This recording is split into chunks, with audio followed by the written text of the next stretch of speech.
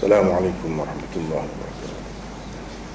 Bismillahirrahmanirrahim. Alhamdulillah. Salatu wassalamu ala asyrafil anbiya'i wal mursalin wa ala alihi wa sahbihi. Allahumma 'allimna ma yanfa'una.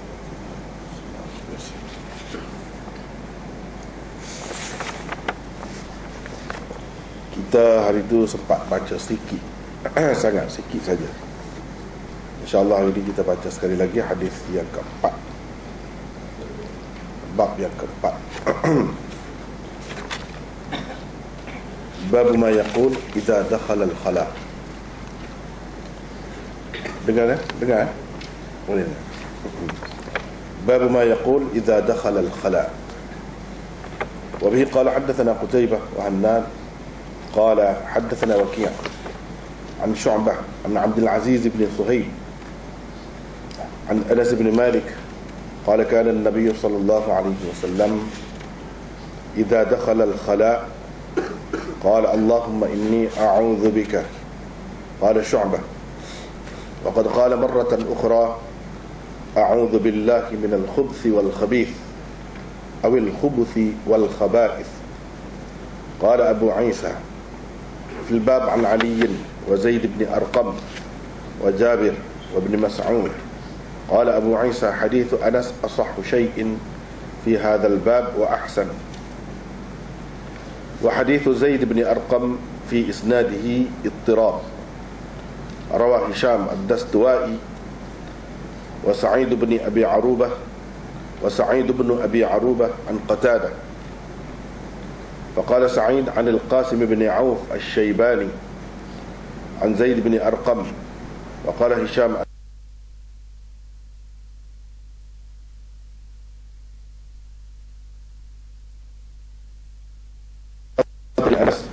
وقال شعبة عن زيد بن أرقم وقال معمر عن النضر بن أنس عن أبيه عن النبي صلى الله عليه وسلم. قال أبو عيسى سألت محمدا عن هذا فقال يحتمل أن يكون قتادة روى عنهما جميعا.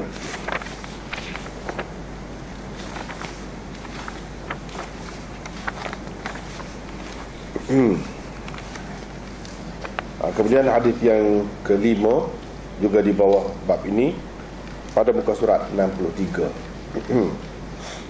Wa bihi qala akhbarana Ahmad bin Abdah ad-Dabbi al-Basri qala haddathana Hammad bin Zaid an Abdul Aziz bin Suhaib an Anas bin Malik anna an-nabiy sallallahu alaihi wasallam kana idza dakhala al-khala qala Allahumma inni a'udzu bika من الخبث والخبائث. قال أبو عيسى هذا حديث حسن صحيح. Itu dua hadis di bawah bab yang keempat. Kembali semula ke muka surat 53 tadi untuk melihat terjemahannya. Bab apa yang diucapkan seseorang apabila dia hendak memasuki tempat buang air.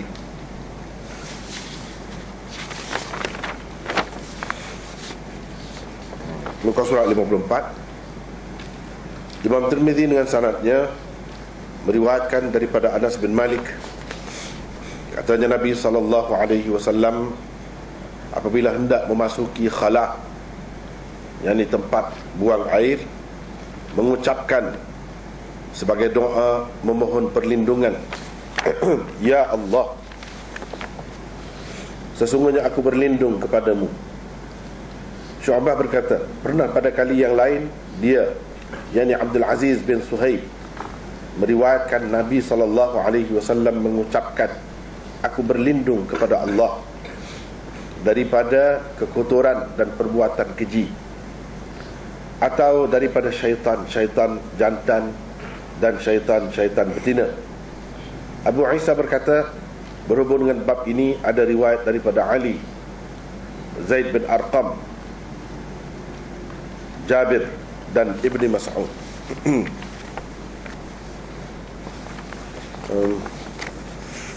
Rasanya sebelum kita pergi jauh nampak setengah-setengah tu tak ada nota.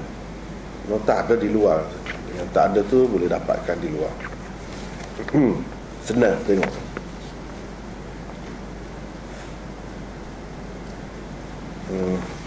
Ya. Abu Isa berkata, hadis Anas merupakan yang paling sahih dan paling hasan dalam bab ini. Hadis Zaid bin Arqam ada ittirab dalam sanadnya. Hisham ad-Dastuwai dan Sa'id bin Abi Arubah telah meriwayatkan hadis ini daripada Qatadah. Sa'id berkata daripada Al-Qasim bin Auf Asy-Syaibani daripada Zaid bin Arqam. Kata Hisham ad-Dastuwai pula daripada Qatadah daripada Zaid bin Arqam. Syu'bah dan Ma'mar pula meriwayatkan daripada Qatadah daripada An-Nadhr bin Anas. Syu'bah berkata daripada Zaid bin Arqam, manakala Ma'mar pula menyebutkan daripada An-Nadhr bin Anas daripada ayahnya, yakni Anas bin Malik, daripada Nabi sallallahu alaihi wasallam. Abu Isa berkata, saya bertanya Muhammad, yakni Imam Bukhari, tentang perkara ini. Beliau berkata boleh jadi Qatadah meriwayatkan daripada kedua-dua mereka. Kemudian terjemahan hadis yang kelima, muka surat 64. Imam Tirmizi dengan syaratnya meriwayatkan daripada Anas bin Malik bahwasanya Nabi SAW apabila hendak memasuki tempat sunyi, yakni tandas, baginda berdoa, ya Allah, aku berlindung kepadamu daripada syaitan jantan dan syaitan betina. Abu Isa berkata ini adalah hadis hasan lagi sahih. Ada beberapa tempat tu silap tulis huruf besar lah kepadamu tu, itu baikilah ya. Di sana sini ada silap. Baiklah, kita tengok semula dalam pertemuan yang lepas kita hanya sempat bincangkan nota 58-59 gitu. Nota 60 belum lagi dibincangkan, dan seterusnya. Jadi nota 60 itu tentang Anas bin Malik. Seperti mana kita sedia maklum, Anas bin Malik itu terkenal. Di sini saya hanya sebut secara ringkas sahaja. Saya hanya sebut secara ringkas sahaja. Mungkin kalau nak tengok perbincangan-perbincangan yang lebih lagi, boleh dilihat misalnya Kitabul Maghazi. Di situ saya sebut lebih terperinci, ataupun Mishkat. Di sana ada lebih terperinci tentang Anas bin Malik. Di sini sebut yang biasa sajalah. Anas bin Malik telah meriwayatkan sebanyak 1286 hadis. Habis di situ. Kemudian kita pergi kepada, baru masuk kepada hadis Nabi SAW. Nabi SAW apabila hendak memasuki khala. Ini adalah terjemahan kepada idza dakhala al-khala. Kana an-nabiy sallallahu alaihi wasallam idza dakhala al-khala, apabila hendak memasuki khala, mengucapkan Allahumma inni a'udzubika. Qala Syu'bah, kata Syu'bah, rawi yang meriwayatkan hadis ini daripada Abdul Aziz bin Suhaib. Abdul Aziz bin Suhaib pada kali yang lain bukan a'udzubika, dia bukan kata begitu, tapi dia kata a'udzubillahi, Allahumma inni a'udzubika. Pada kali yang lain dia kata a'udzubillahi. Ini mengikut keterangan Syu'bah. Minal khubthi wal khabith, atau syak perawi di situ al khubuthi, mana minal khubuthi wal khaba'ith, dia ada syak perawi di situ. Kalau kita lihat, tadi kita sudah bacakan hadis yang keduanya di bawah bab ni.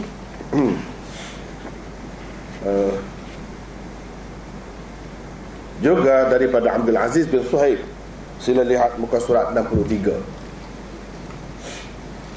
Hadis yang sama, tetapi yang meriwayatkan daripada Abdul Aziz bin Suhaib pada hadis yang kelima itu bukan Syu'bah, tetapi Hammad bin Zaid.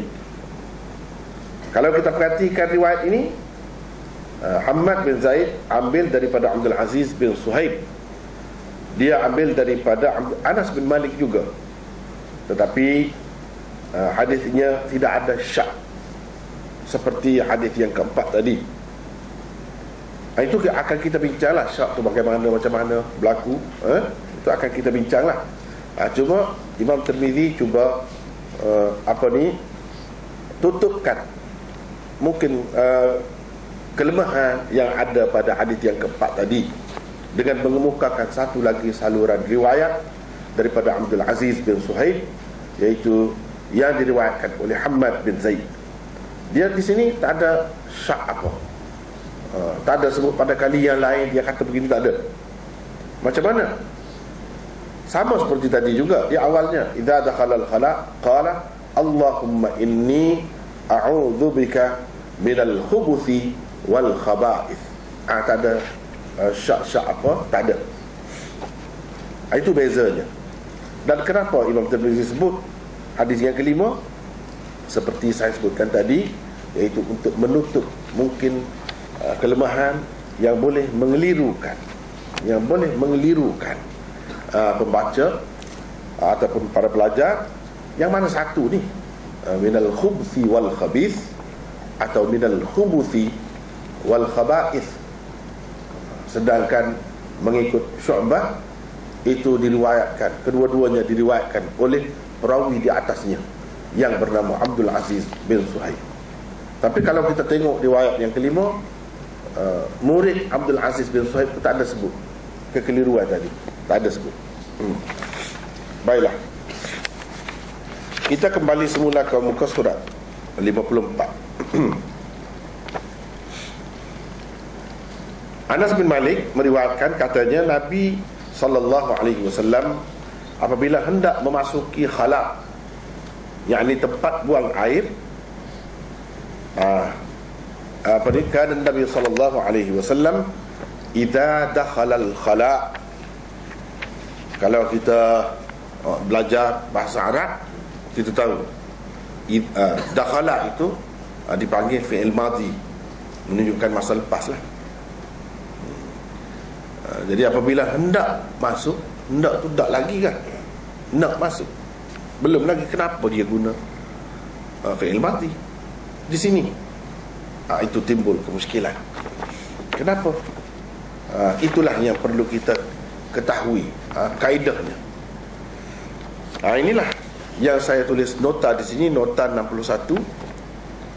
Sila tengok nota tu. Jika diperhatikan, penulis telah menterjemahkan idza dakhala al-khala' dengan apabila hendak memasuki khala'. Terjemahan ini sebenarnya jadi zahirnya apabila telah memasuki khala', itu baru mati yang betul. Ni apabila hendak tu belum lagi. Mungkin orang kata, macam mana pandai-pandai kita terjemah gitu? Memang susah nak terjemah betul-betul biar bertanggungjawab dan menepati kaedahnya, kena mengambil kira segala-galanya.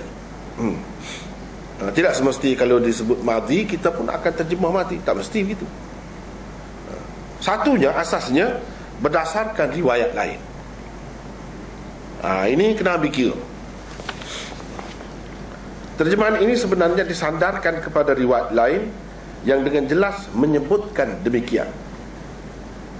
Jadi kena ambil kira, itulah benda yang sama juga. Misalnya Imam Bukhari di dalam kitabnya Al-Adabul Mufrad mengemukakan riwayat di atas yang juga berpunca daripada Abdul Aziz bin Suhaib daripada Anas menerusi saluran riwayat Sa'id bin Zaid. Tapi melalui saluran riwayat Sa'id bin Zaid, bukan saluran riwayat Syu'bah, bukan saluran riwayat Hammad bin Zaid, tapi saluran lain. Dan ini disebutkan oleh Imam Bukhari di dalam kitabnya Al-Adabul Mufrad, bukan kitab Sahih Bukhari. Kitab Al-Adabul Mufrad ni sebenarnya ia mengumpulkan adab-adab, budi pekerti Nabi SAW yang amat luhur dan tinggi itu, dikumpulkan di dalam kitab itu. Dia tak bincang tentang hukum hakam apa, tidak, tentang peribadi, macam mana nak bina peribadi, nak dapatkan contoh peribadi yang unggul. Dalam itu dia kumpulkan satu kitab namanya Al-Adabul Mufrad. Kitab tu sangat baik untuk maksud itulah. Tapi kedudukan Al-Adabul Mufrad ini dia tidak sama dengan Sahih Bukhari, walaupun Imam Bukhari juga yang tulis. Sahih Bukhari kedudukannya lebih tinggi. Al-Adabul Mufrad ini ada sebahagiannya dhaif, ada macam-macam lah, ada seperti kitab-kitab lain. Tetapi yang ini sahih, yang ini sahih. Lafaz matan bersama-sama isnadnya ialah begini. Cuba perhatikan. Haddatsana Abu Nu'man qala haddatsana Sa'id bin Zaid.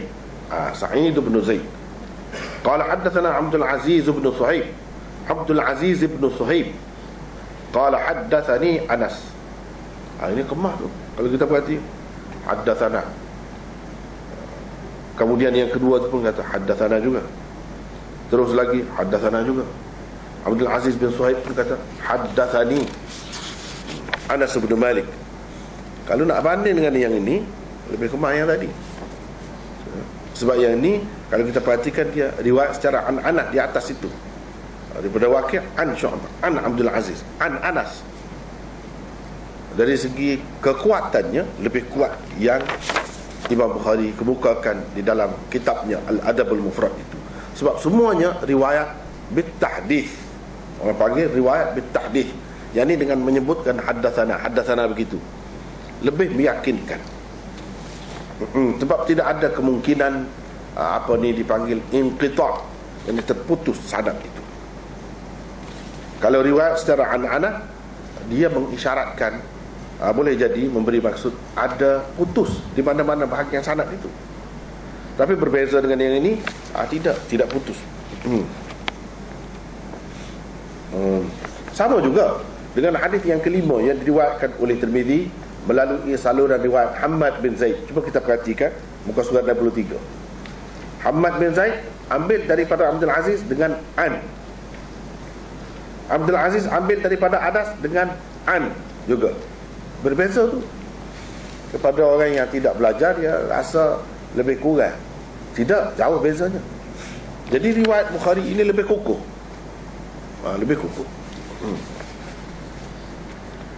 Apa dia kata? Anas kata, kana Nabi sallallahu alaihi wasallam idza arada an yadkhula al-khala' qala Allahumma inni a'udzu bika minal khubuthi wal khaba'ith. Jelas. Maksudnya baginda sallallahu alaihi wasallam selalu mengucapkan, ya Allah, sesungguhnya aku berlindung denganmu atau kepadamu daripada syaitan-syaitan. Bermaksud, ini silap ya, maksud silap ya. Jadi yang pergi ke bawah begitu, silap ni. Macam mana dia beralih, tukar baris tu? Bermaksud baginda sallallahu alaihi wasallam, Nabi sallallahu alaihi wasallam, yang di bawah tu, apabila hendak memasuki khala', di situ dulu pergi. Di situ sepatutnya apabila hendak memasuki khala', mengucapkan, ya Allah, sesungguhnya aku berlindung denganmu atau kepadamu daripada syaitan-syaitan jantan dan syaitan-syaitan betina. Jadi yang di luar daripada kurungan itu, apabila hendak memasuki khala' tu sepatutnya di atas tadi baginda sallallahu alaihi wasallam apabila hendak memasuki khala. Nabi SAW apabila hendak memasuki khala, begitu. Itu tersalah. Cuba kita perhatikan, dia dengan jelas dia sebut idza arada, apabila hendak, ay yadkhula, masuk. Jadi belum masuk lagi. Sebelum masuk tu dia baca, dia ucapkan Allahumma inni a'udzubika minal khubuthi wal khaba'ith. Itu sebelum masuk. Jadi apa yang tersebut di dalam riwayat-riwayat yang lain macam ni, idza dakhala, mungkin mengelirukan kita apabila telah masuk. Bukan telah masuk, sebelum masuk lagi. Sebab itu saya terjemah apabila hendak masuk, dekat nak masuk, dia ucapkanlah. Sandaran kita mana? Iaitu riwayat Imam Bukhari di dalam kitabnya Al-Adabul Mufrad, yang mana dengan jelas dia sebut apabila hendak masuk. Yang ni sebelum masuk, bukan setelah masuk. Satu alasan kenapa kita terjemah begitu. Ini satu sandarannya. Di dalam sahihnya juga, dalam Sahih Bukhari, Imam Bukhari ada meriwayatkan dengan lafaz ini. Lafaz tadilah, lafaz Al-Adabul Mufrad. Tetapi hanya secara ta'liq. Tapi Imam Bukhari tidak sebut sanadnya dengan lengkap. Hanya disebutkan hadis itu secara ta'liq. Maknanya sanad di bawahnya tidak disebut dengan lengkap, cuma disebut di bahagian atas saja. Itu ta'liq namanya. Lihat riwayatnya di bawah tajuk Babu ma yaqul indal khala'. Di bawah itulah ada sebut. Dalam Sahih Bukhari pun ada juga, macam dalam Al-Adabul Mufrad juga. Tetapi dikemukakan oleh Bukhari secara ta'liq, bukan secara musnad. Bukan secara musnad.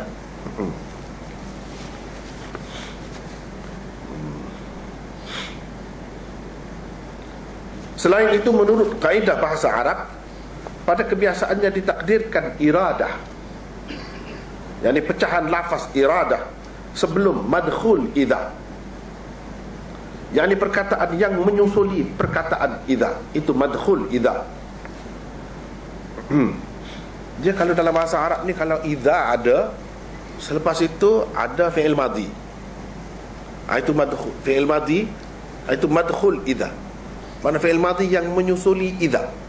Maka pada ketika itu biasa mereka takdirkan iradah sebelum madkhul idza itu. Iradah tidak semestinya perkataan iradah itu betul. Iradah dan pecahan-pecahannya, perkataan itulah. Kalau orang belajar bahasa Arab, ilmu saraf, dia tahulah pecahan-pecahan dia. Sebab dia akan belajar tasrif. Arada yuridu irada, aradu, aradat dan sebagainya. Panjanglah situ tu. Mana-mana yang ada pecahan itu dia akan guna.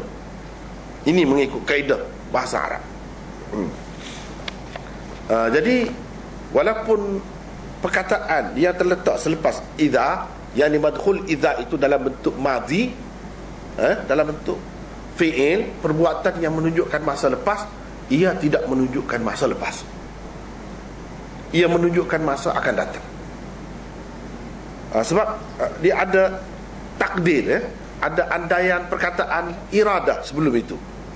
Dalam riwayat ada Al-Adabul Mufrad tadi, jelas pun, memang sebut dengan jelas pun begitu. Idza arada an yadkhulal khala'.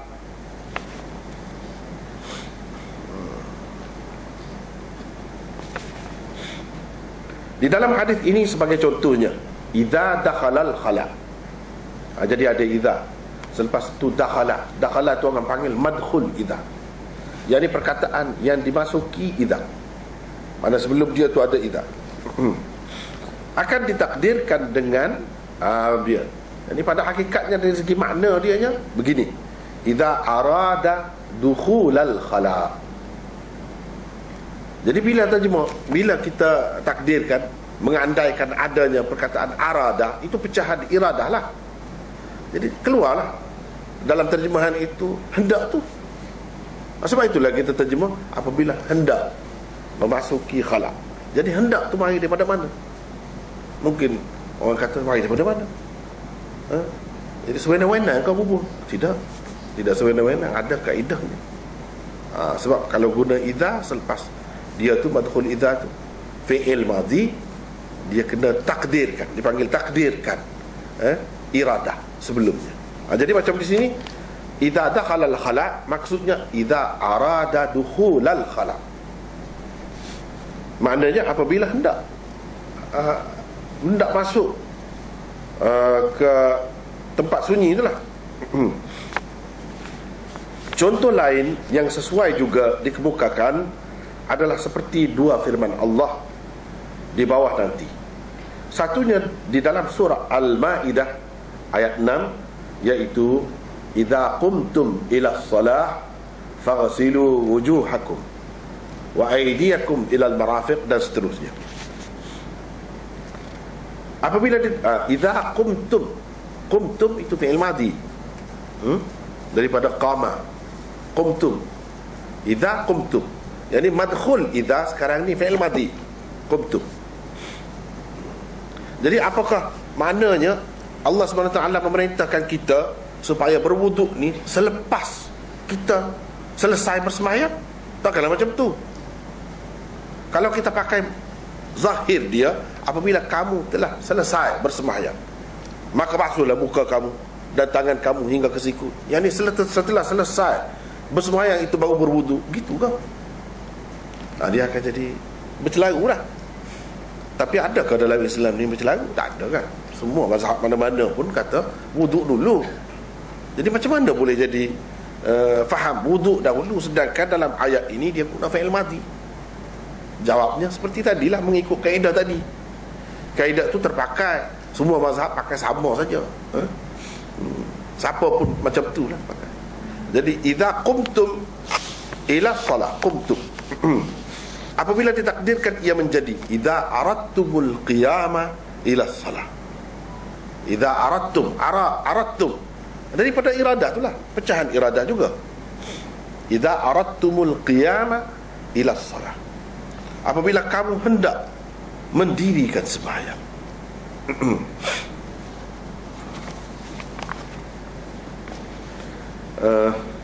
Ataupun apabila kamu hendak bersembahyang. Keduanya di dalam surah An-Nahl ayat 98, yaitu fa idza qara'tal qur'ana fasta'idz billahi minasyaitonir rajim. Cuba perhatikan, idza ada di situ. Qara'ta itu fi'il madhi, yakni madkhul idza fi'il madhi. Bila madkhul idza tu fi'il madhi, kena takdirkan, kena mengandaikan ada mana-mana perkataan daripada pecahan perkataan iradah, dan ia tidak memberi makna telah.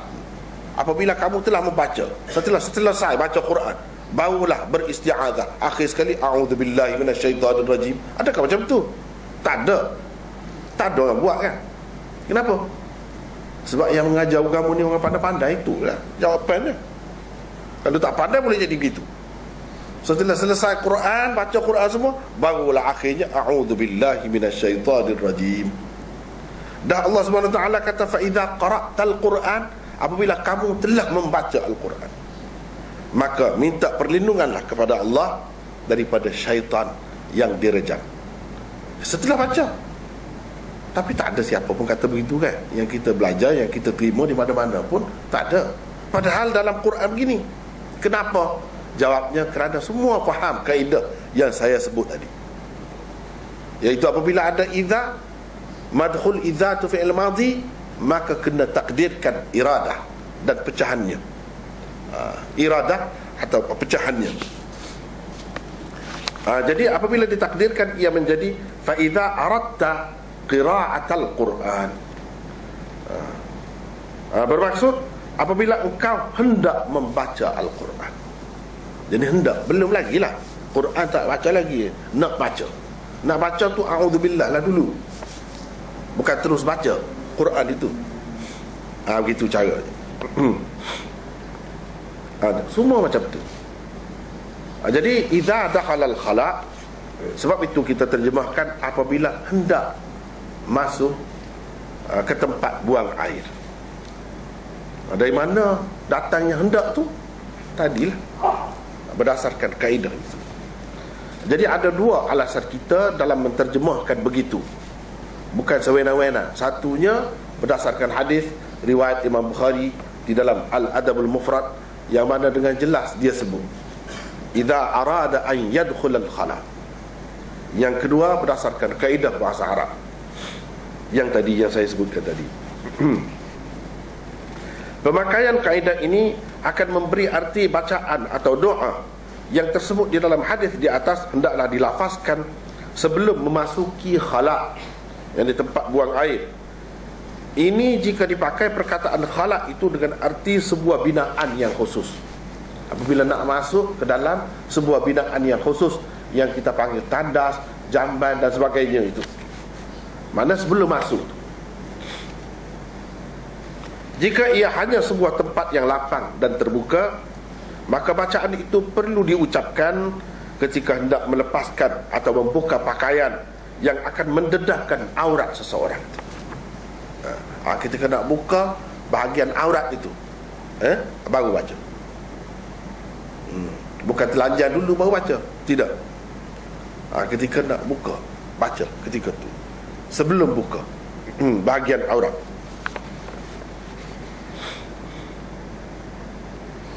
Demikianlah pendapat kebanyakan ulama hadis dan fiqh. Di sini ada khilaf sikit.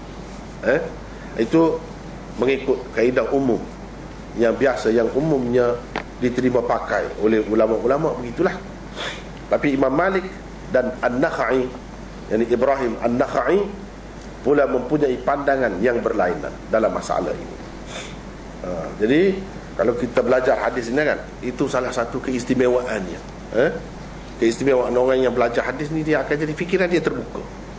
Kalau orang tak terbuka tu, dia tak belajar hadis dengan betul. Itulah saya boleh cakap terang-terang. Sebab apa, cuba tengok sini. Tapi kita tak ada apa pun. Imam Malik ni orang bukan calon-calon orang, tapi dia berbeza daripada pendapat orang lain. Dia tak mau pakai orang lain kaedah tadi, dia tak mau pakai.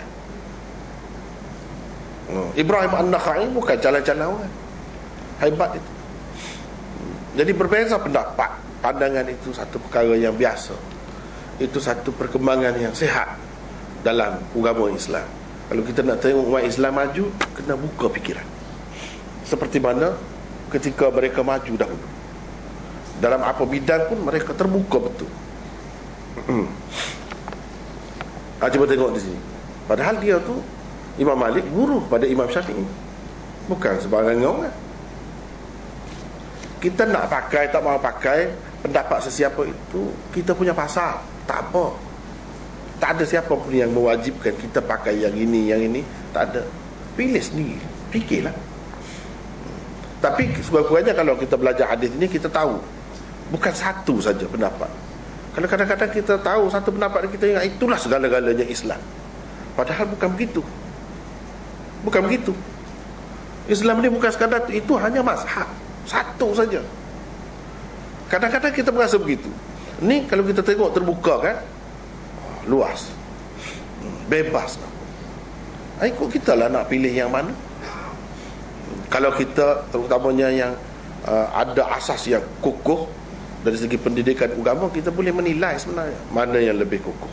Dalam bab ini yang lebih kukuh dari sudut hadisnya, dari sudut Qurannya, dari sudut bahasa Arabnya, apa semua. Dalam masalah ni pula yang kukuh. Logik kita pun kata begitu. Takkanlah semua ni dalam agama ni satu orang saja dia segala-galanya lebih daripada orang lain. Takkan begitu. Orang lain tu apa kurangnya? Mereka pun cukup syarat juga. Begitulah sepatutnya kita terbuka. Bagi beliau, bacaan atau doa itu harus diucapkan setelah memasuki khala. Setelah, sebab dia tak mahu pakai idza arada tadi, idza dakhala tu dengan takdir arada, dia tak mahu pakai. Dakhala mana setelah masuk, apabila telah masuk, dia pakai begitu. Tapi yang saya terjemah tadi, saya tidak pakai yang dia, kita pakai yang kebanyakan ulama.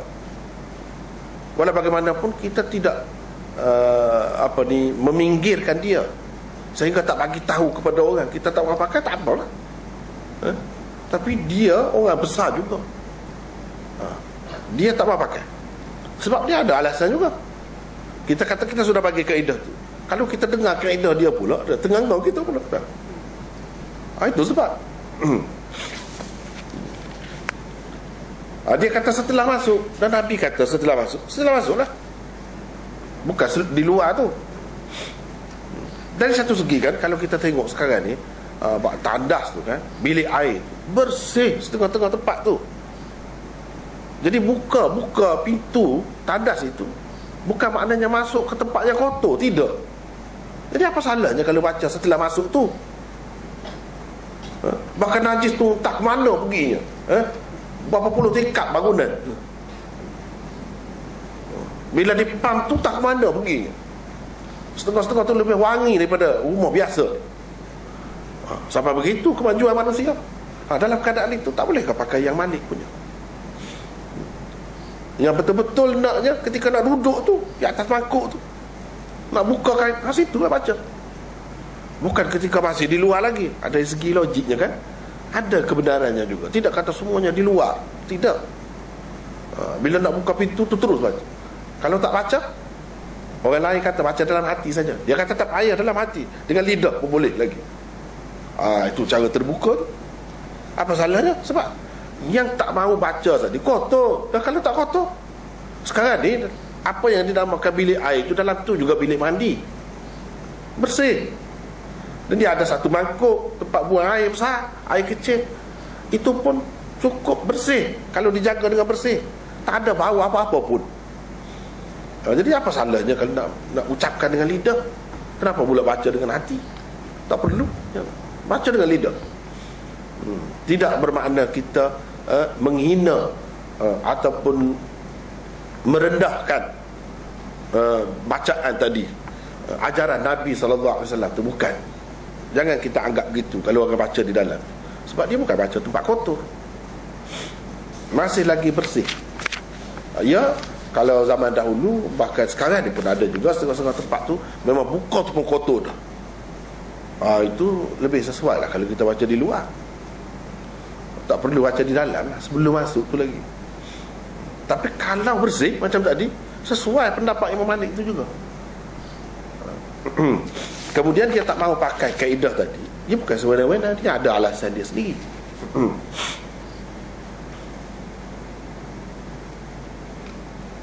Bagi beliau, bacaan atau doa itu harus diucapkan setelah memasuki khala', sebelum aurat seseorang didedahkan. Beliau berhujah dengan hadis di atas yang secara terang menyatakan bacaan atau doa itu perlu dibaca apabila seseorang telah masuk ke dalam khala'. Dia faham gitu.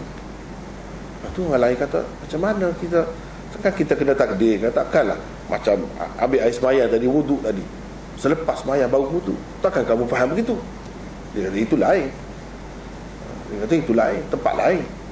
Ada dalil yang lain lagi, bahawa wuduk tu kena dahulu kan, bukan wuduk tu selepas sembahyang. Itu dalil lain. Kalau yang ni tidak, yang ini selepas masuk, bukan sebelum masuk.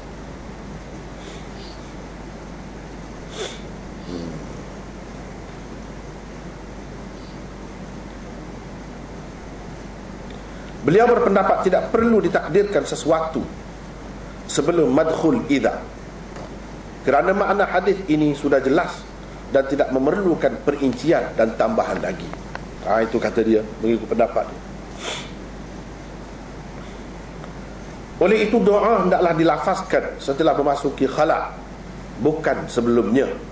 Itu tersebut dalam Fathul Bari dan lain-lain kitab, banyak memang begitulah alasan dia.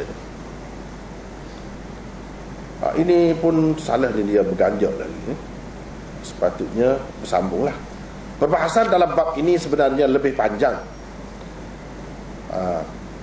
Para ulama mengatakan keadaan dan kedudukan al-ma'muru bihi, sesuatu yang disuruh atau diperintahkan yang terletak selepas madkhul idza, yakni perkataan yang menyusuli perkataan idza, yang digunakan dalam sirah madhi, yang dibentuk kata kerja yang menunjukkan masa lepas, terbahagi kepada 3 bahagian. Ni kita nak tengok. Imam Malik pegang ni, dia ada alasan. Dia kata, ulama bincang panjang lagi masalah ni.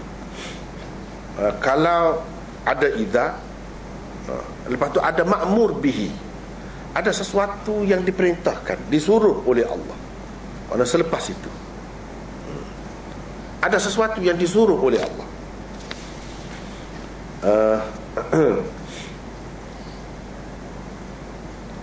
maka dia ada beberapa keadaan di sini. Ada 3 bahagian. Lepas tu madkhul idza adalah fi'il madhi. Fi'il madhi macam tadilah semua tadi kan. Ada misalnya kita kata idza qumtum ila shalah faghsilu. Faghsilu tu ma'mur bihi. Apa yang diperintahkan dalam ayat itu, iaitu supaya basuh muka, yang ni berwuduklah.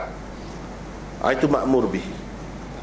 Madkhul idza adalah fi'il madhi, yang ni qumtum tu.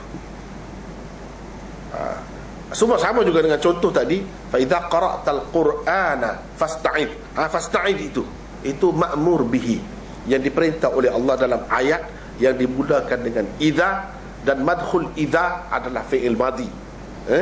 Qara'ta. Sama, kaedah sama. Cuba perhatikan, dia ada 3 keadaan, 3 bahagian yang macam ni. 3 bahagian ini tidak semestinya sebelum, kata dia, tak semestinya. Tengok dulu. Ini alasannya. 1, ma'mur bihi, yakni sesuatu yang disuruh atau diperintahkan itu mesti dikerjakan dan dilaksanakan terlebih dahulu sebelum madkhul idza. Itu keadaan yang pertama. Contohnya, idza qumtum ila shalah faghsilu wujuhakum. Di sini madkhul idza adalah qumtum ila shalah. Itu madkhul idza. Qumtum fi'il madhi.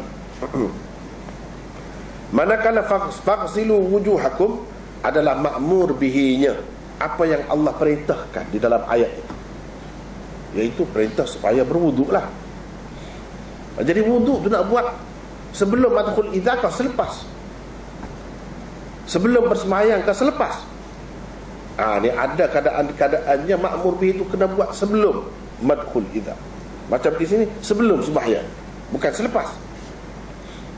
Artinya wuduk perlulah diambil terlebih dahulu sebelum memulakan sembahyang. Ayat ini tidak dipakai menurut makna zahirnya. Kalau makna zahirnya, apabila kamu telah selesai bersembahyang barulah berwuduk, bukan begitu. Itu zahir. Sebab kalau fi'il madhi, dia makna telah, sudah selesai. Tak boleh pakai makna zahir dia. Kerana ia pada zahirnya memberi maksud ketika sedang bersembahyang atau selepas bersembahyang barulah wuduk diambil. Adakah begitu ajarannya? Tidak. Itu satu bahagian yang pertama. 2, ma'mur bihi dilaksanakan bersama-sama madkhul idza. Sama-sama, serentak sekali. Contohnya, wa idza quri'al qur'anu fastami'u lahu wa ansitu. Apabila dibacakan Al-Quran, maka hendaklah kamu dengar dengan baik dan diam. Situ idza ada. Quri'a fi'il madhi, madkhul idza. Selepas itu ada ma'mur bihi. Apa ma'mur bihi? Dengar dengan baik. Itu yang Tuhan perintahkan. Tuhan suruh kita supaya dengar dengan baik dan diam. Di dalam ayat ini ma'mur bihinya adalah fastami'u lahu.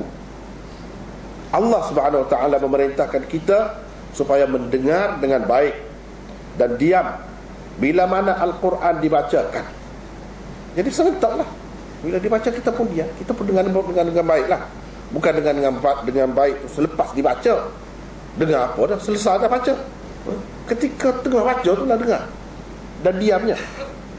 Bukan dengar dan diam tu sebelum baca. Nak dengar apa sebelum baca? Tak sesuai. Ia mesti serentak dalam keadaan itu. Ini keadaan di madkhul idza dengan ma'mur bihi. Dalam situasi ini ma'mur bihi, yakni mendengar dengan baik dan diam, mestilah serentak dilaksanakan bersama-sama dengan madkhul idza, iaitu bila mana Al-Quran dibaca. Ini kena serentak, tidak ada dulu kemudian, serentak. Itu bahagian yang kedua. Yang ketiga, ma'mur bihi dikerjakan selepas madkhul idza. Ada juga ma'mur bihi dikerjakan selepas madkhul idza. Contohnya sebagaimana hadis di atas. Ini mengikut Imam Malik. Mengikut Imam Malik. Ma'mur bihi, Allahumma inni a'udzubika minal khubuthi wal khaba'ith. Itulah yang Nabi ajarnya, yang dia suruh bacanya. Itulah.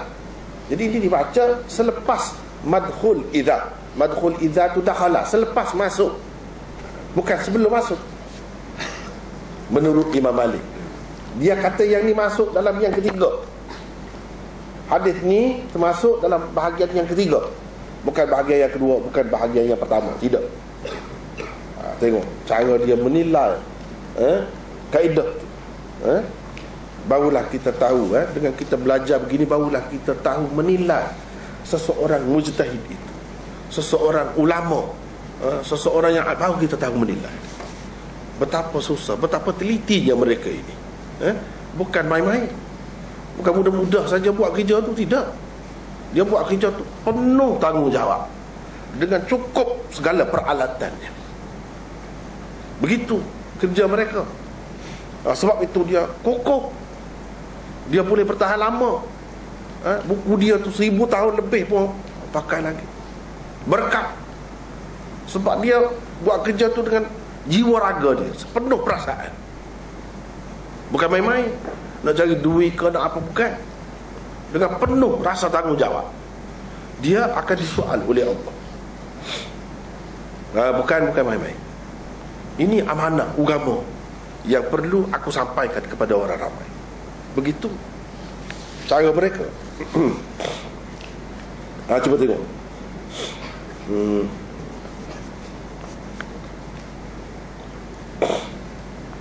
Ma'mur bihi dikerjakan selepas madkhul idza. Contohnya sebagaimana hadis di atas. Ma'mur bihi dalam situasi ini adalah membaca doa perlindungan setelah memasuki khala. Doa ini dibaca selepas madkhul idza, iaitu memasuki khala.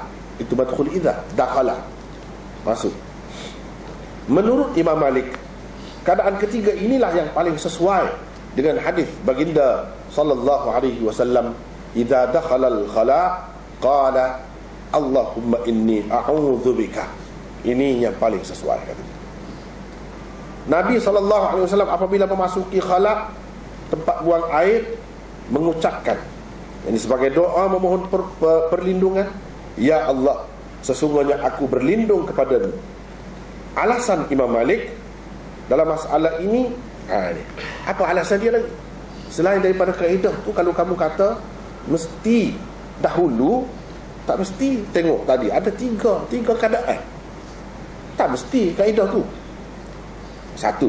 Yang keduanya, dia ada hadis yang lain.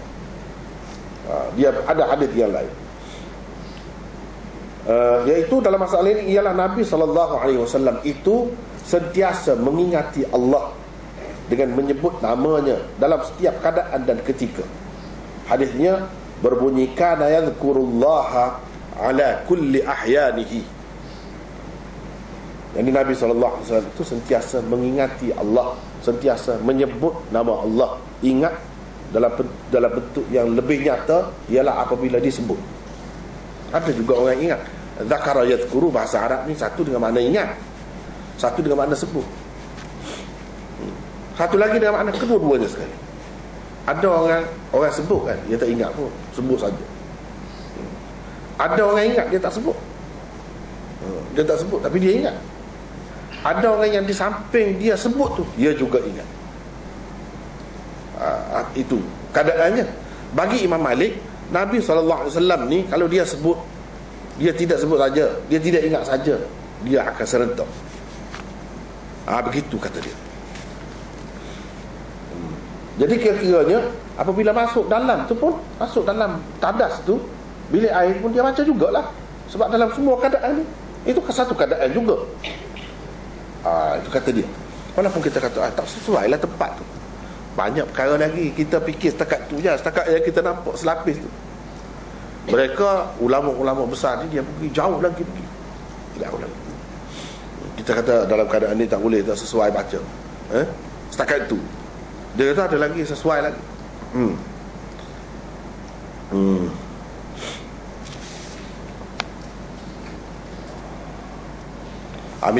Misalnya kita kata ketika kan dalam hadis diajarkan ketika seseorang itu nak bersetubuh, sebelum bersetubuh dia baca, ada hadis Allahumma jannibna syaitan wa jannibish syaitan ma razaqtana. Satu lagi hadis, Allahumma la taj'al lisyaitan fi ma razaqtana nasiba. Jadi ulama tu bincang tu. Jadi dua bacaan. Jadi makna yang pertama, Allahumma jannibna syaitan, ya Allah jauhkanlah kami daripada syaitan itu, dan jauhkanlah syaitan daripada zuriat kami. Apa yang kamu nak berikan sebagai rezeki kepada kami, yakni anak lah, zuriat kami. Satu. Yang kedua, doa yang Nabi SAW ajar ialah Allahumma la taj'al lisyaitan fima razaqtana nasiba. Ya Allah, jangan berikan habuan kepada syaitan pada apa yang engkau kurniakan kepada kami. Ini nak baca bila? Dua-dua dibaca sebelumnya ke atau macam mana? Macam Imam Malik ni, macam Imam Malik ni dia kata tidak. Satu tu baca sebelum, satu lagi baca tu tengah bersetubuh pun boleh. Yang kedua itu baca ketika bersetubuh. Bagi dia. Jadi zikir ni setiap waktu ada, sesuai dengan keadaan lah. Takkan pada ketika itu kita tak boleh ingat langsung Allah, tak boleh sebut nama Allah, kotorkah jadinya lidah kita? Itu pendapat dia. Maka berbeza tu. Tapi orang lain kata tak boleh lah, semuanya sebelum, semasa tu tak boleh. Ingat saja, sebut tak boleh, tak sesuai. Sebut Allahumma sebut Allah tu tak sesuai. Dia kata apa salahnya? Nabi SAW yazkurullah ala kulli ahyanihi. Dia pegang dengan itu dalam semua keadaan lah. Cuma ialah orang lain pertikaikan. Orang lain kata kalau macam tu tengah-tengah buang air tu baca jugalah. Dia kata itu tidak sesuai sangat dah. Itu ada pun dalam hati lah. Tapi ada kadang-kadang tak sampai ke peringkat tu, masih boleh lagi, masih ada khilaf lagi.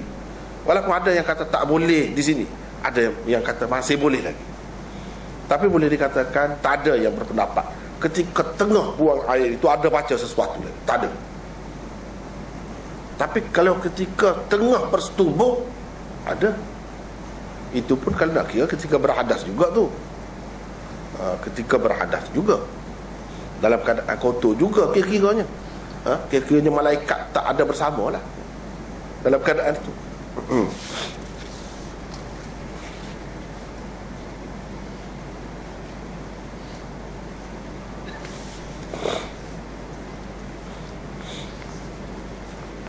Baiklah. Tiada suatu keaiban jika diterima. Nabi SAW menyebutkan nama Allah dengan lidah sekalipun ketika baginda telah masuk ke dalam khala'. Apalagi seperti yang kita kata tadi, kalau khala' tu bilik air itu terlalu bersih, kalau sudah ada di dalam pun janganlah teragak-agak. Kalau mengikut Malik ni, dia kata masih boleh lafazkan lagi, masih boleh sebutkan lagi.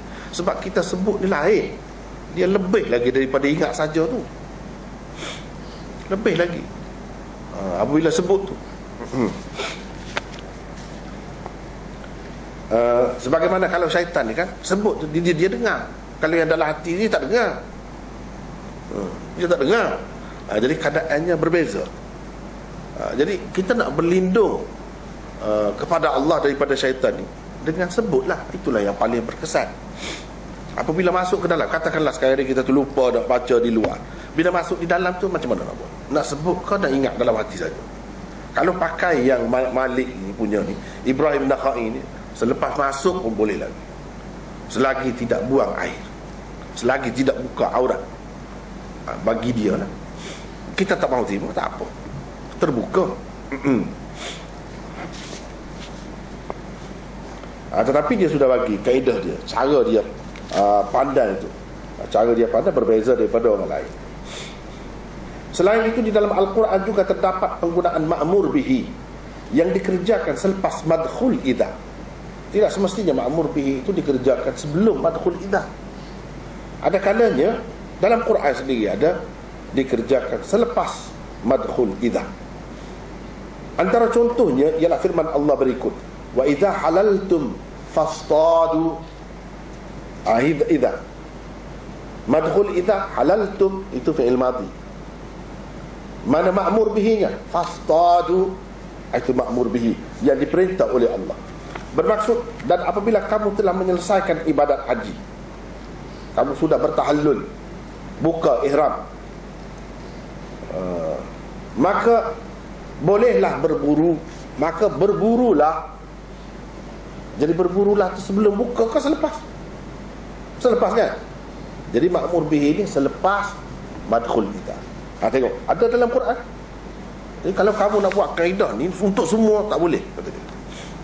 Di sini saya tak mahu pakai, kata dia. Idza dakhalal khala' ni saya tak mahu pakai sebelum, saya nak pakai selepas juga. Seperti mana dalam ayat ini, wa idza halaltum fastadu. Tidakkah semua orang pakai selepas?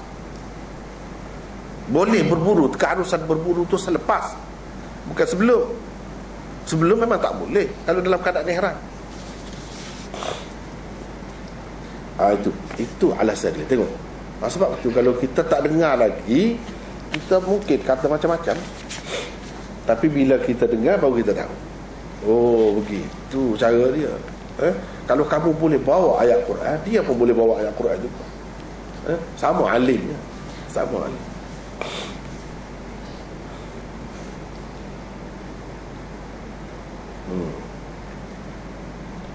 Keharusan berburu, yakni ma'mur bihi, yang disebutkan di dalam ayat ini barulah ada setelah madkhul idza selesai dilaksanakan. Yakni setelah seseorang itu selesai mengerjakan haji, barulah ada ma'mur bihi itu. Yakni selepas, bukan sebelum. Habis, itu pandangan dia. Orang lain tak terima. Dia ada alasan, tapi bukan dalam bentuk berkelahi, bermusuhan, berbala, masa muka, tak ada. Ini pendapat saja. Bila bertemu mesra, sama-sama kasih sayang, tetap kokoh. Tak ada kata ini. Tengok zaman maju dulu, dia tak ada kata bila murid dia buat satu pendapat, dia marah pada anak murid ni. Tidak. Bahkan dia bangga kerana murid dia sampai ke peringkat itu. Dia bangga. Sekarang ni kan orang sibuk, kalau tak serupa dengan itu, tak serupa dengan guru ini, tak serupa dengan, sibuk. Nak suruh sama. Kalau cerdik macam mana, mesti kena ikut ni. Ikut yang ni juga. Itu tak bebas tu manusia. Macam sosialis ni, macam dia. Cara tu sebenarnya, kaya macam mana pun kamu tak boleh miliki banyak. Kereta tak boleh. Ini semua milik kerajaan semua. Kaya macam mana pun kamu, bijak macam mana pun, macam tu saja kamu. Tak ada kebebasan kan? Kalau macam tu mundur jadi manusia. Tak ada usaha. Usaha buat apa? Usaha pun bukan boleh milik banyak-banyak. Tak boleh milik apa pun. Yang besar-besar semua milik kerajaan. Kita tak boleh milik. Gitu cara. Tak sesuai tu sebenarnya untuk kemajuan manusia.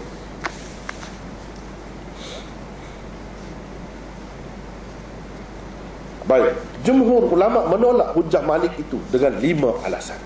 Jadi orang yang tak mahu terima, dia ada alasan dia. 5 alasan, bukan sikit-sikit. 5. Kita tak mahu pakai yang mana. Termasuklah Imam Syafi'i, murid dia. Dia tak pakai. Dia tak pakai guru dia punya. Apa sebab? Dia ada alasan dia. Kemudian kalau guru dia tahu, oh kamu ada alasan, dia bangga, tak apa. Tak apalah. Dah kamu ada alasan, tak apalah. Dia tidak jadi nak marah pula kepada muridnya. Tak ada. Itu cara masyarakat atau bangsa atau umat yang maju memang begitu sifatnya.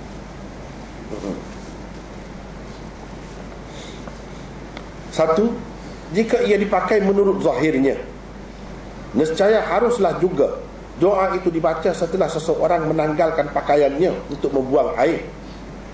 Bahkan harus juga ketika seseorang sedang membuang air.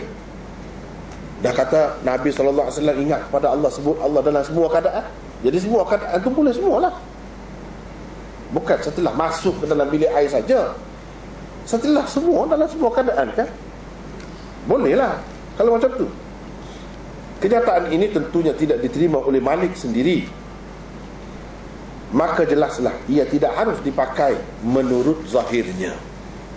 Itu alasan yang pertama. Tak boleh pakai mengikut zahirnya lah. Kena macam tadilah juga. Yang kedua, zikir yang dikatakan Nabi SAW sentiasa melakukannya dalam semua keadaan dan pada setiap ketika itu ialah zikir hati. Zikir ni ada banyak macam. Zikir hati, zikir lidah, macam-macam zikir. Jadi yang dikatakan Nabi dalam semua keadaan itu dia ingat kepada Allah, maknanya hati dia tidak lekat daripada ingat kepada Allah. Zikir hati maksudnya. Maksudnya ialah Rasulullah SAW sentiasa mengingati Allah dalam setiap keadaan dan pada setiap ketika. Bukti bahawa zikir itu tidak khusus dengan az-zikrul lisani, zikir dengan lidah sahaja, malah ia juga merangkumi az-zikrul qalbi, ingat di dalam hati. Menurut bahasa Arab, ini dalam bahasa Arab ni tidak kata kalau zikir tu mesti sebut dengan lidah. Tak mesti. Zikir itu boleh jadi dengan hati, ingat saja. Itu pun zikir juga. Dia ada asasnya. Ada asasnya. Menurut bahasa Arab ialah syair yang diungkapkan oleh seorang penyair Hamasi bernama Abu Atha As-Sindi. Penyair Hamasi ini ialah penyair yang syairnya terpilih untuk dimasukkan ke dalam buku antologi syair yang terkenal dengan nama Diwan Al-Hamasah. Orang yang belajar sastra Arab yang tinggi dia akan jumpa kita. Dalam tu dikumpulkan syair-syair yang terpilih. Cuba tengok dia guna zikir dengan makna apa. Mestikah dengan makna lidah? Sebut dengan lidah? Tidak. Jadi ini bermakna kalau dalam hadis Nabi yazkurullah ala kulli ahyani, yazkuru itu tidak mesti sebut dengan lidah. Boleh jadi hati saja, ingat di dalam hati, itu maknanya. Ini ada dalam syair yang masyhur dalam bahasa Arab kerana masuk dalam kitab Diwan Al-Hamasah. Apa katanya? Ini siapa penyairnya? Yaitu Abu Atha As-Sindi. Zakartuki wal khatti yakhtiru bainana, zakartuki wal khatti yakhtiru bainana, waqad nahilat minnal muthaqqafatu sumru. Zakartuki wal khatti yakhtiru bainana, waqad nahilat minnal muthaqqafatu as-sumru. Waqad nahilat minnal muthaqqafatu as-sumru. Bermaksud, aku teringat kepadamu. Aku zakartuki, bukan aku sebut kamu. Aku sebut namamu, bukan. Aku teringat kepadamu. Ketika lembing khatti bersilang siur di antara kami, ketika lembing dan tombak hitam yang tajam sudah puas menghirup darah sebahagian daripada kami, ketika itu aku ingat kepadamu. Ini orang gila, orang kita panggil orang gila orang. Dalam perang pun dia ingat lagi kepada kekasih dia.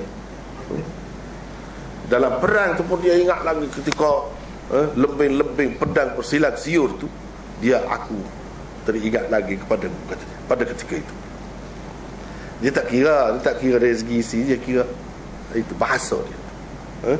Dia kira bahasa dia. Sebab itu kalau kita belajar syair-syair ini, syair-syair Arab yang lama-lama tu memang menjadi rujukan. Sayyidina Umar pun suruh belajar syair, suruh hafal syair. Sebab apa dia kata Asy-syi'ru Diwanul Arab. Ini gedung orang Arab. harta orang Arab. Jadi kalau kita nak tahu misalnya zikir dia dengan makna sebut dengan lidah saja ke?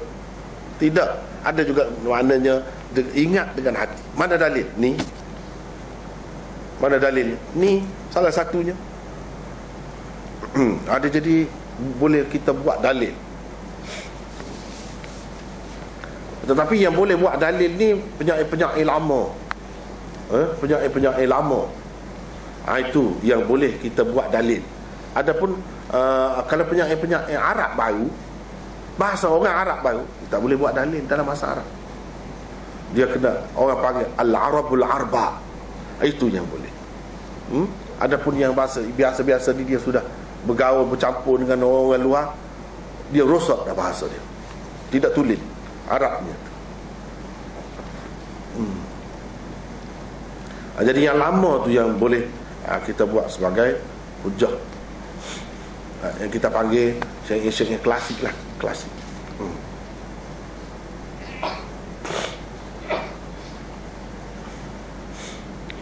Yang ketiga, perkataan kul, apa ni, yadhkurullah fi kulli ahyanihi, dalam hadis kulli, dalam semua keadaan, semua betul ke macam mana kulli ni, guna perkataan kulli. Perkataan kul yang tersebut di dalam hadis itu tidak seharusnya dipakai dengan arti semua, segala sesuatu atau setiap, tetapi ia hendaklah dipakai dengan arti aksar. Fi kulli ahyanihi dengan makna fi aktsari ahyanihi, dalam kebanyakan keadaannya, bukan dalam semua sekali, tak ada tingkah satu pun, bukan.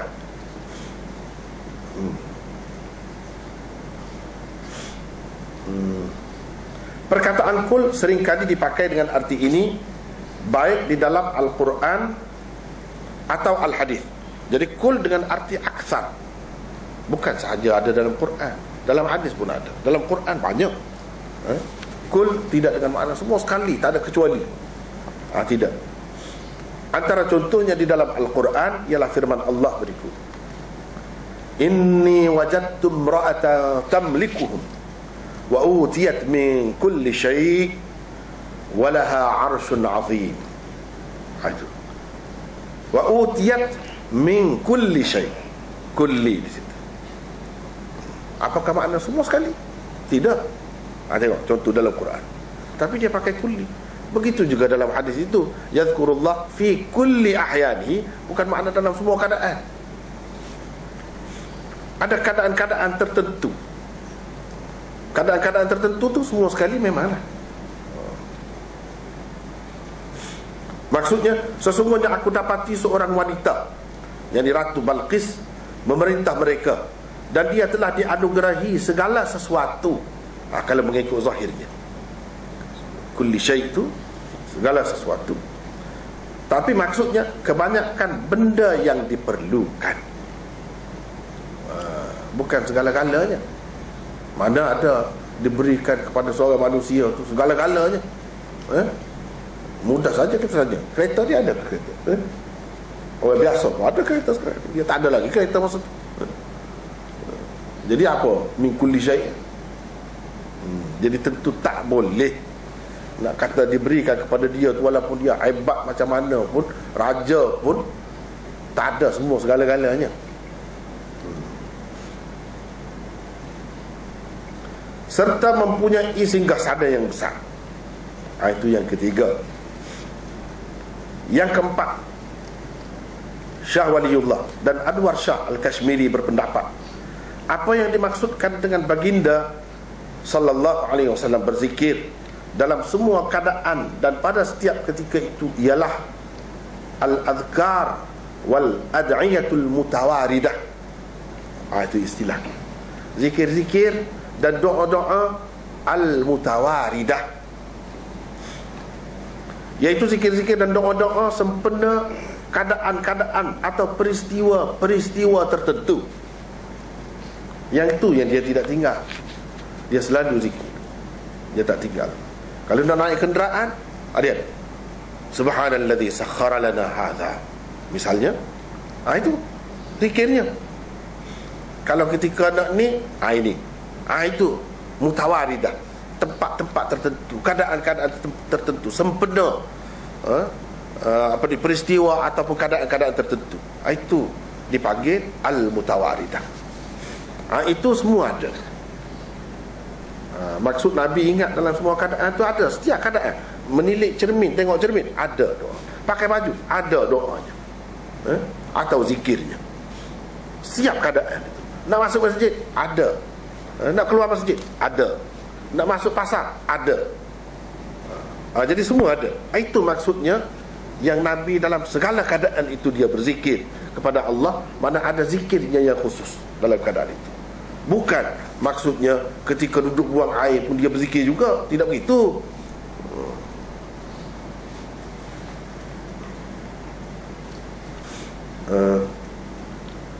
Atau peristiwa-peristiwa tertentu seperti zikir selepas salat, ketika hendak memakai pakaian, ketika menilik cermin, ketika hendak bersetubuh, ketika mula menaiki kenderaan, ketika masuk ke dalam masjid dan keluar darinya, sesudah makan dan sebagainya. Itu yang dikatakan zikir-zikir al-mutawaridah atau doa-doa al-mutawaridah.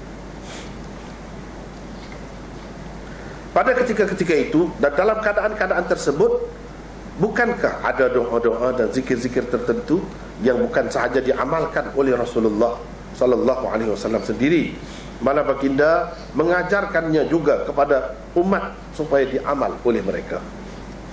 Ia sama sekali tidak berarti dalam semua keadaan, walaupun ketika kotor dan di tempat kotor yang tidak sesuai nama Allah disebutkan. Bukan begitu. Ini bantah terhadap Malik tadilah. Kita tak setuju dengan dia. Ini alasan. Yang kelima, Nabi SAW tidak menjawab salam seorang sahabat yang bernama Al-Muhajir bin Qunfuth ketika baginda sedang membuang air kecil.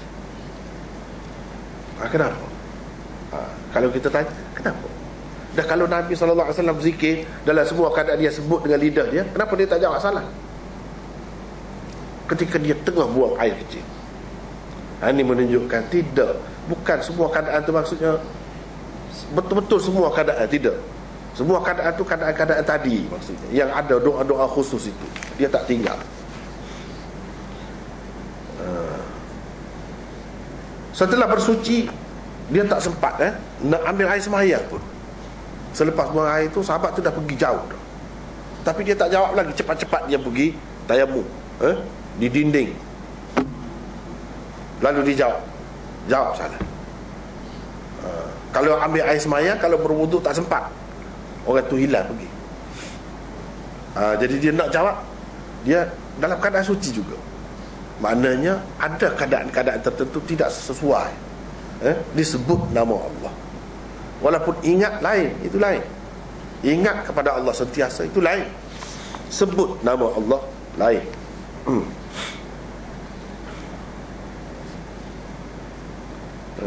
Nabi SAW tidak menjawab salamnya sebelum berwudu. Ada yang kata berwudu.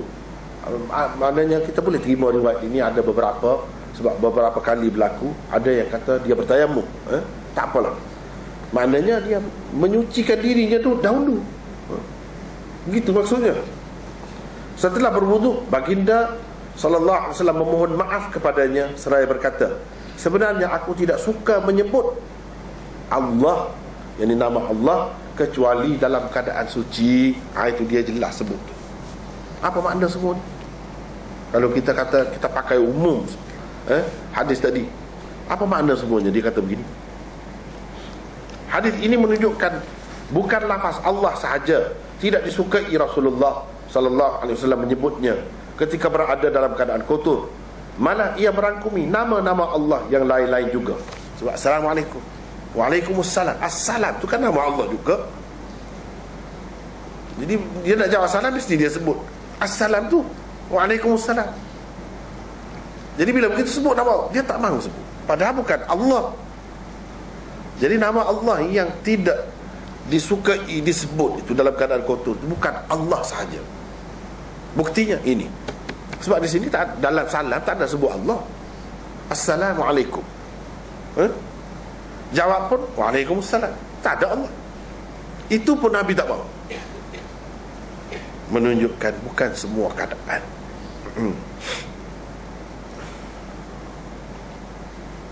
Tapi Malik pegang, dia bukan pegang dengan hadis tu saja.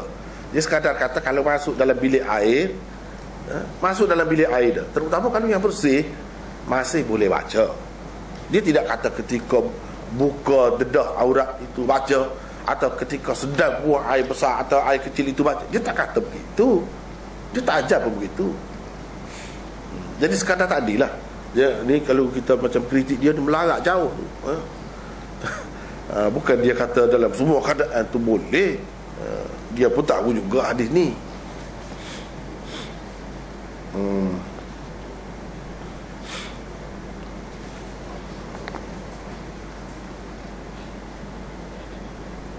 Apa yang dimaksudkan dengan nama Allah dalam lafaz salam dan lafaz jawab salam ialah perkataan Assalam.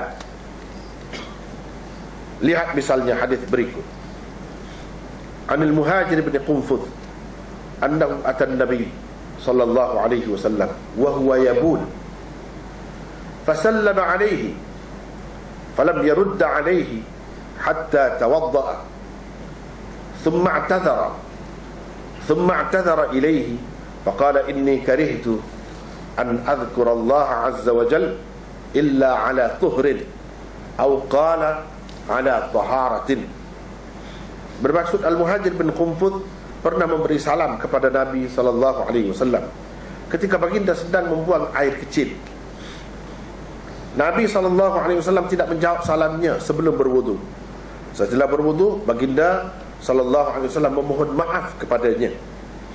Seraya berkata, sebenarnya aku tidak suka menyebut Allah, yakni nama Allah, kecuali dalam keadaan suci. Begitu. Jadi itu hadisnya. Kita tengok macam mana dia nampak Nabi buang air kecil. Macam mana yang dia perasan tu. Ini menunjukkan, hadis ini menunjukkan Nabi SAW ni tidak cerewet sangat. Nak ajar kita umat dia supaya tidak cerewet sangat, susah sangat. Setengah-setengah orang tu kan dia terlalu cerewet kan, sebab dia lebay kan. Dia orang alim, dia nak masuk dalam kalau bilik air yang ada pintu, walaupun nak buang air kecil, tak perlu sebenarnya. Tapi kalau nak buat macam tu, terpulang kepada masing-masing. Cuma nak ceritanya Rasulullah SAW, bukan Rasulullah saja, sahabat-sahabat dia, kadang-kadang nak buang air kecil ni mudah ya. Macam kita sekarang ni, dia ada mangkuk tu kan, sambil berdiri tu, orang lelaki lah, untuk lelaki, dia boleh kencing situ. Lepas tu orang nampak dia, tak kisah. Ini pun berlaku macam tu lah. Yang berlaku ni macam tu lah. Kalau nak buang air besar, dia lain cerita. Dia pergi jauh. Ab'ada fil madhab, dia pergi jauh. Tapi kalau nak buang air kecil, ada keadaan begini, sehingga sahabat tu nampak dan dia bagi salah. Dan ini tak apa, tak kata tak ada maruah, tak kata tak boleh, kita nak kata jahil, tak boleh. Sebab bukan Nabi SAW sahaja, sahabat-sahabat dia berapa ramai macam ni, mudah. Pada masa tu dekat longkang lah. Dia tidak ada mangkuk-mangkuk macam kita sekarang. Dalam bangunan tu, dalam bilik air tu kan ada mangkuk tu, diri pun boleh. Lepas tu dia keluar air situ, boleh sambil berdiri. Sambil berdiri pun boleh. Setengah-setengah orang dia terlalu beradab sangat, tak mahu berdiri, nak kena duduk. Kalau duduk nak kencing di mana? Tak sesuai, sudah disediakan begitu, kita kena terima lah. Kena terima lah. Kena buang air di tempatnya lah. Kalau kita buang di bawah atau di lain, dia jadi kotor. Tak ada orang yang menguruskannya.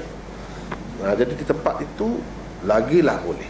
Walaupun orang lalu di belakang, tak kisah, tak apa. Itu cara mudah.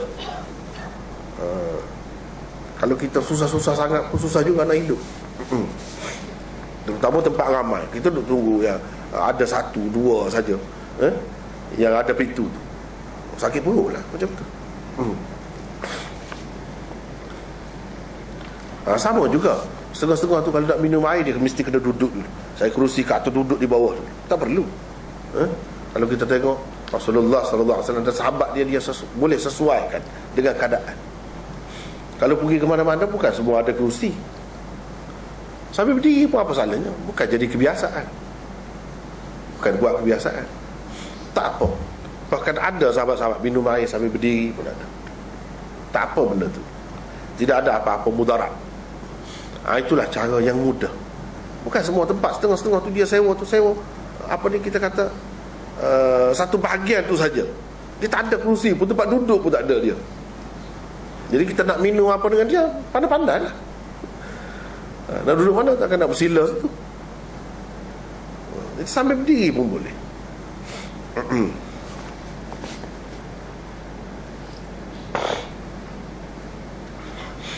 Baiklah, kita pergi lagi.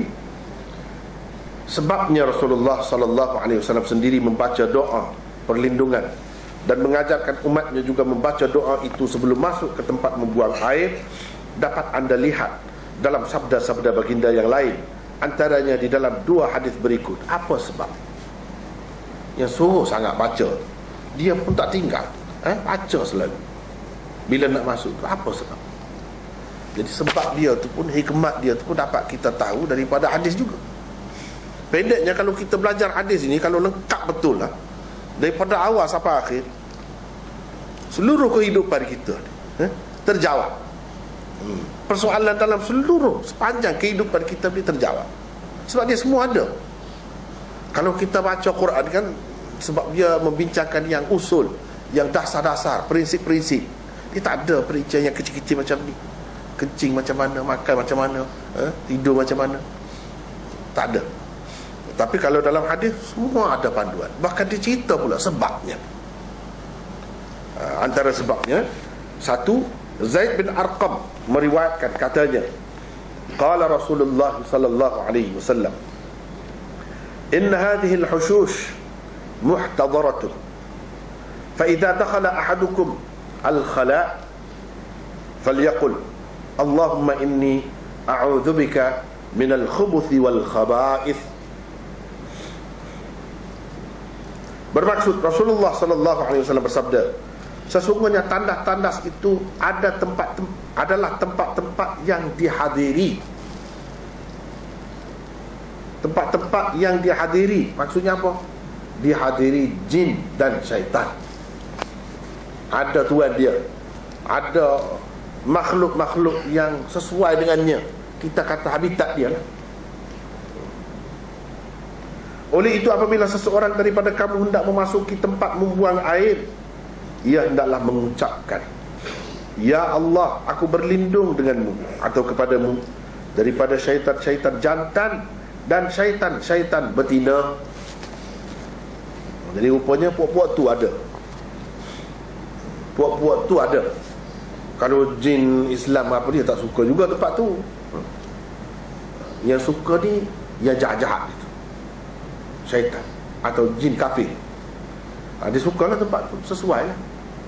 Yang kotor-kotor, tempat yang lebih kotor. Kalau dalam rumah, itulah tempat, walaupun bersih macam mana pun, itulah tempat yang paling kotor, yang paling tidak disenangi, kita tak mahu lama di situ.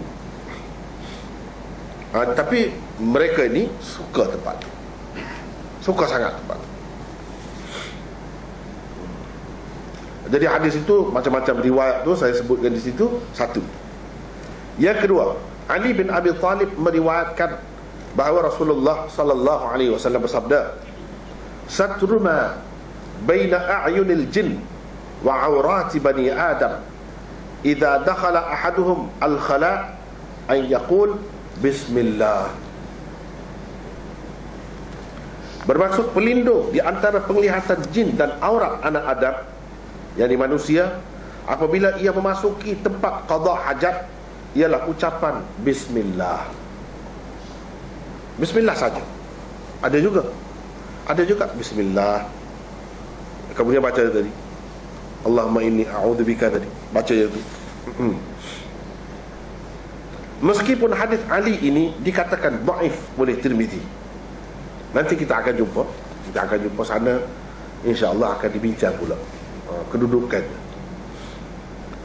Dan lain-lain tokoh hadis namun disebabkan adanya syahid, ada syahidnya daripada riwayat Anas yang dikemukakan oleh At-Tabarani di dalam Al-Mu'jam Al-Awsat, kedudukannya boleh meningkat naik ke taraf hasan.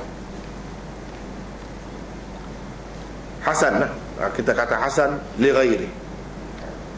Al-Munawi di dalam Al-Jami' As-Saghirnya mengatakan hadis ini hasan.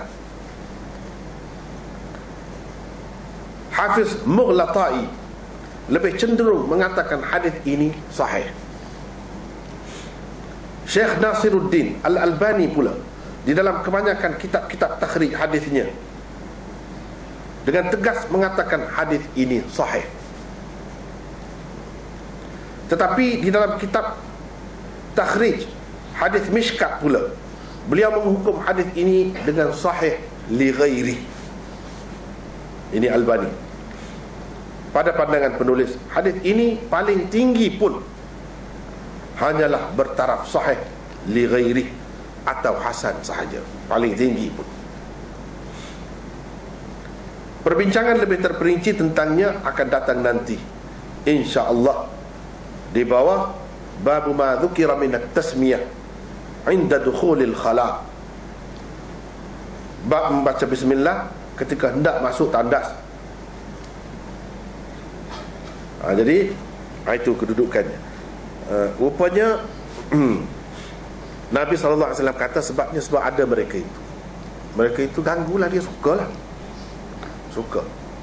Dalam riwayat yang tidak sahih, tapi riwayat tidak sahih, mereka bermain-main dengan punggung manusia. Dia main macam mana kita tahu. Disebut gitu. Yal'abu bimaqa'idi maqa'id. Disebut dia bermain-main. Kemudian macam-macam dia boleh buat lah bila dia nampak. Jadi dengan kita baca ni, dia jadi tak nampak. Itu salah satu hikmahnya. Dia jadi tak nampak. Dalam keadaan biasa dia nampak. Bila begitu kita baca, dia jadi tak nampak. Itulah maksud hadis yang kedua. Selain dua hadis yang tersebut ini, firman Allah di dalam surah Al-Mu'minun juga menunjukkan betapa perlunya kita berlindung kepada Allah daripada syaitan, terutamanya di tempat-tempat yang menjadi kesukaan makhluk halus itu. Lihatlah bagaimana Allah menganjurkan manusia supaya berta'awudz kepadanya, yang berlindung daripada syaitan, menerusi dua ayat di dalam surah berkenaan. Allah berfirman, wa qur rabbi a'udzu bika min hamazati syayatin wa a'udzu bika rabbi an yahdurun. Bermaksud, dan katakanlah, ya Tuhanku, aku berlindung kepadamu daripada bisikan-bisikan syaitan, dan aku juga berlindung kepadamu, ya Tuhanku, daripada kedatangan mereka kepadaku. Kalau kita kaitkan dengan dua hadis tadi, walaupun yang kedua itu dhaif, katakanlah dhaif, tapi bagi saya tidak begitulah. Dia hasan lah. Paling tinggi sahih li ghairi, paling tinggi. Kita mengambil kira itu dengan menggabungkan ayat Quran. Apa yang Allah ajar, seolah-olahnya yang Nabi ajar kita baca begini, ini punca, ini asas dia dalam Quran. Inilah punca sebenarnya, iaitu Allah mengajar kita supaya kita berlindung dengan dia daripada bisikan-bisikan syaitan. Jadi banyak punca penyakit was-was itu gini, dia lari daripada dalam. Itulah sebab minta berlindung daripada syaitan, dan minta berlindung daripada mereka mendatangiku, dihadiri oleh mereka. Kira-kiranya bila kita baca yang Nabi ajar itu, mereka tak boleh rapat dengan kita, sama ada terlindung ke, tak nampak ke, ataupun mereka tak berdaya. Itulah hikmatnya. Jadi kita gabungkan semua tu, oleh kerana hadis tadi walaupun dia tak kuat, tapi dia jadi kuat dengan ayat Quran dan dengan hadis-hadis yang lain. Itu sebab dikatakan hasan li ghairi. Firman-firman Allah seperti inilah sebenarnya merupakan asas kepada sunnah Nabi SAW dalam berta'awudz pada tempat-tempat atau keadaan-keadaan tertentu. Inilah asasnya. Sebagaimana boleh dikatakan, kalau kita nak carilah asas sunnah ni, daripada Quran, boleh. Boleh. Kita boleh, ini mana asasnya? Di sini asasnya. Sama juga kalau berlindung kepada Allah daripada syaitan ini, asasnya di sini. Adakah anjuran membaca doa yang tersebut di dalam hadis di atas khusus dengan tandas atau tempat buang air yang maklum sebagai tempat kesukaan syaitan, atau ia merangkumi semua tempat dan keadaan? Jadi kena jamban atau tandas itu ke baru ada ni doa ni, atau macam mana? Atau macam mana kalau tidak tandas, kita duduk dalam hospital, dibawa misi, nurse bawa itu bekas kencing itu, macam mana? Masa mana nak bacanya? Itu pun ada bincang juga, ulama bincang juga.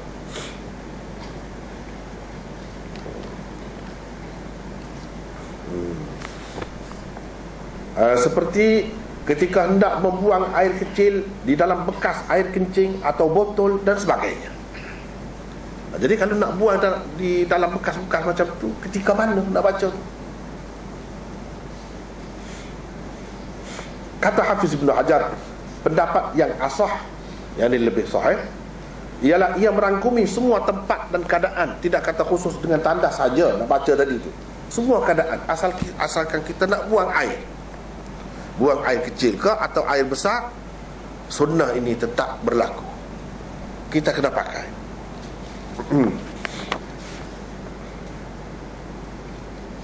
Masa membaca doa tersebut dalam keadaan itu ialah ketika hendak membuka kain untuk membuang air. Masa mana nak baca? Ketika nak buka. Itulah masa baca. Tidak khusus dengan tandas saja.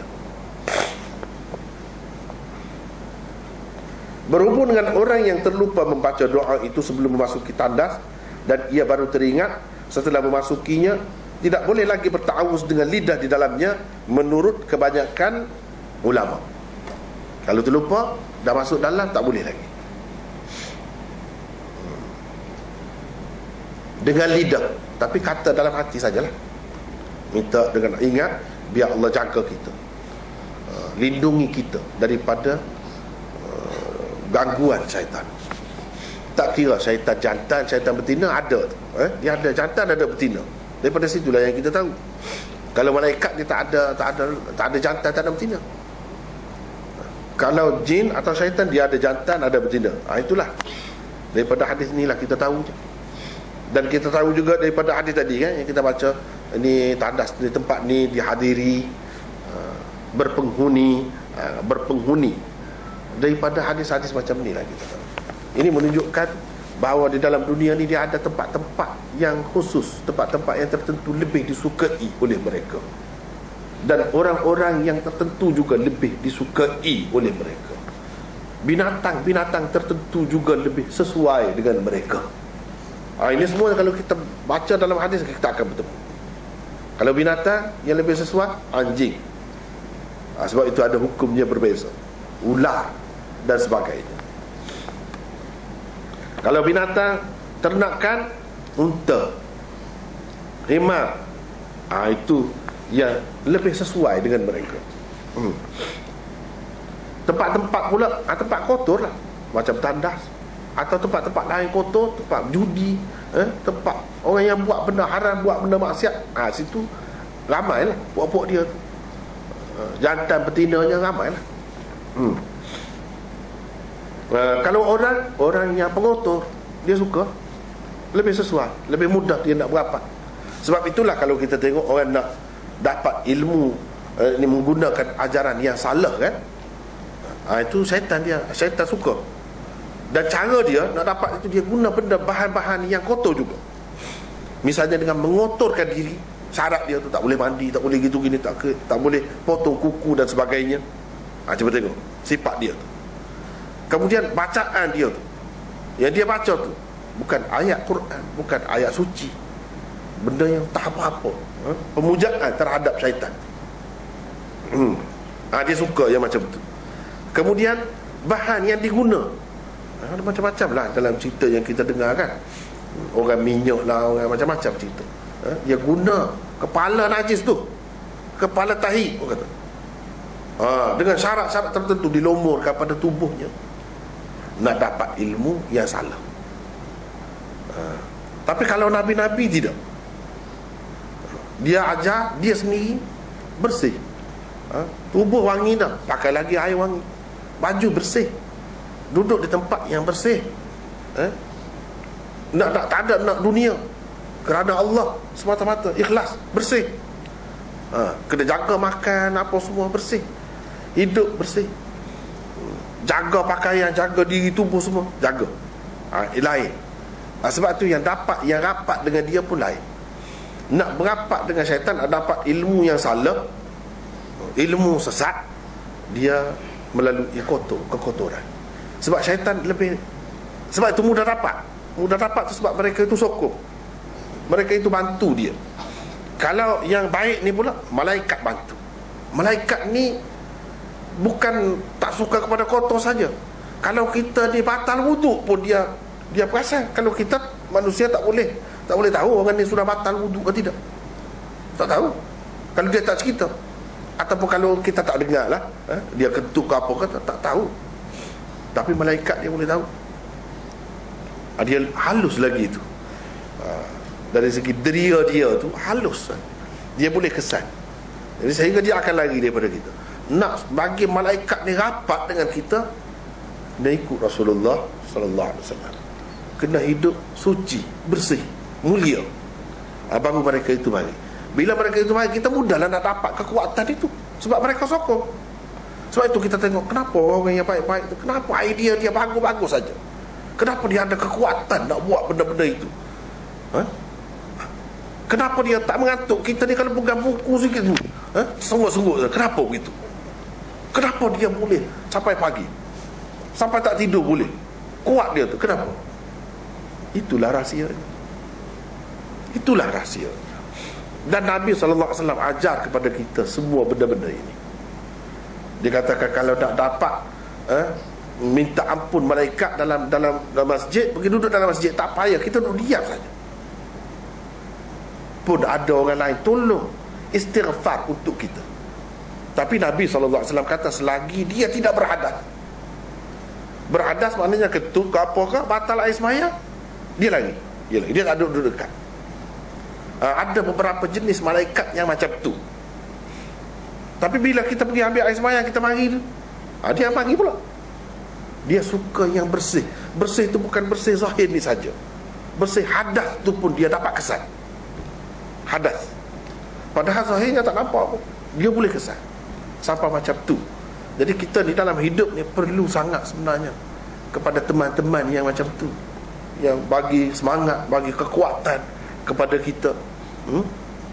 Inilah yang dikatakan dalam Quran, tatanazzalu alaihimul malaikatu, malaikat turun terus menerus kepada mereka, mari tiupkan, bisikkan kepada mereka, jangan takut, jangan bimbang dalam kehidupan. Itulah bendanya yang disebut dalam Quran, dalam hadis. Caranya dengan cara kita berbaik-baik dengan malaikat. Kena tahu macam mana cara, baru jadi orang yang baik, baru ada berhasil dalam kehidupan, bernas hidup tu. Kalau tidak, sampai mati, sampai tua pun tak boleh nak sebut apa benda buat. Kalau fikir-fikir, kenapa aku buat, habis begitu saja hidup. Kesian, rugilah kalau macam tu. Jadi kita kena tengok macam mana orang yang berjaya, ulama-ulama, pejuang Islam, macam mana dia kuat macam tu.